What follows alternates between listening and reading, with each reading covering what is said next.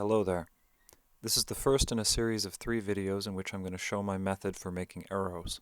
Today we're working on the heads. The methods I'm going to show are very simple and require very little skill from the manufacturer. The first arrowhead we're going to make, you can make out of any old piece of scrap metal. In this case, a broken saw. Literally any scrap will do. It could be a new bar, it could be an old bracket, it could be part of a bed frame. But saw blades are good steel, so let's go with that. First thing is cutting out a usable section of it. I'm using a chop saw, but you could just fatigue the metal back and forth in a pair of pliers. So here's our piece. It's about 1.5 inches by about 2 inches and a bit. Now to the belt sander. You could just as easily use a bench grinder, an angle grinder, or a good set of files. If none of those are options, you could just get a big rock or a block of cement and grind against that. First thing I'm doing is grinding off the saw teeth, just to give a nice flat edge. This will be the bottom of the arrow. After that, I'm going to turn the arrowhead over and begin grinding it into a point, just rocking it back and forth until the point is in the center. If it ever gets too hot to handle, just dip it in water and go right back to work. Now I'm going to grind a shoulder into the arrowhead so that it can transition easily into the arrow shaft. I'm using the corner of a bench grinder for this, but you could just as easily use an angle grinder or the corner of a file. I'm using a pair of pliers to help hold the arrowhead steady. If you don't have a sure grip, the piece can twist in your hands and then things won't line up properly. Now that I've got the shoulders cut, I'm using a file to grind an edge onto the arrowhead. I'm using the file rather than the machine grinder because I don't have a heck of a lot to hold on to with this arrowhead. It's also more precise and easier to get a nice sharp edge with. Then I'm going to go into the shoulder and cut a couple of notches into the tang. I'm just going to use the corner of the file for this. A hacksaw also works but isn't as good. Ideally, I should have used a triangular file for this, but I was too lazy to find it. This works. These notches will give the string something to hang on to when you go and tie the arrowhead to the shaft. And there you have it, one quick and dirty arrowhead.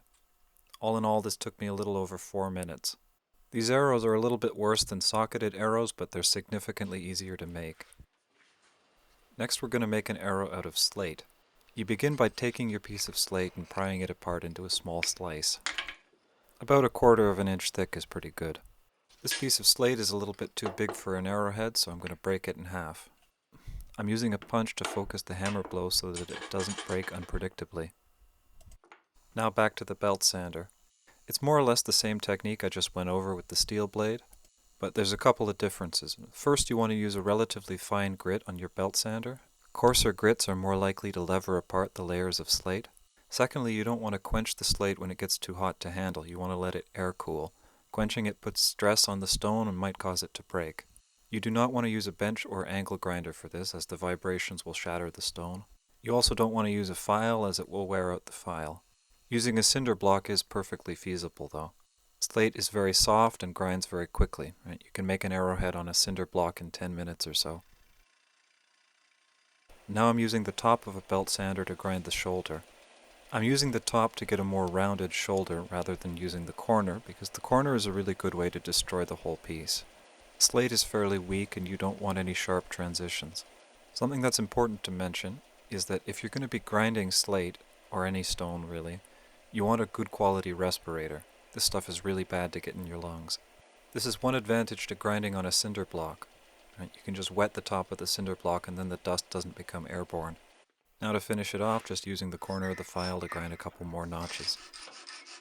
It's important not to do up the vise too tight, otherwise you'll just crush the arrowhead. And there you have it, a quick and dirty slate arrowhead. Not as good as flint, but a heck of a lot easier to make and easier to find materials. Now I'm going to make an antler arrowhead. You begin by cutting off a spike of antler. A hacksaw is a good tool for this. You want to make the cut where the antler is between 3/8 inch and 1/2 inch thick. This should give you a piece that's between 1.5 inches long and 2 inches. You also don't want to use any spikes that are very crooked. The points of the antler are best suited for making arrowheads because they're already shaped into points, which saves you a heck of a lot of time, and because the outer layers of antler are significantly harder and stronger than the inner layers. You want to preserve that. Next thing you're going to do is take the point and make it a little bit pointier. Just grind it against a paving stone, it'll only take you a few seconds. Now I'm going to drill the socket. First I need a jig to hold the arrow. It's easy enough to make, you just drill a hole into a piece of scrap wood. Then you put the arrowhead into the hole and very gently tap it in with a wooden mallet. You don't want to go in too far or you won't be able to get it out again. Then you go under the drill press and just drill down very gently, very slowly. You don't want to go too deep, just maybe a quarter of an inch or so. You want the drill bit to be about 2/3 the width of the antler. You don't want to thin out the sides too much. Once you've reached the desired depth, you take the antler out of the jig and then just start rocking it back and forth with your hands around the drill bit, using the sides of the drill bit to carve the socket into more of a cone shape. If you don't have a drill press, the way you can do this is just get a sharp corner of metal and just use it like an auger back and forth. And there you have it, a quick antler arrowhead. This one took me a little over 3 minutes. Now if you don't have any antler points lying around, what you can do is just take a leg bone, break it apart into chunks, or take an antler from the base and split it in half. Then you can grind an arrow out of it using the same technique as mentioned for slate or steel. So there you have it. Arrowheads, not as complicated as they seem. Tune in next time where I'll be talking about how to make arrow shafts.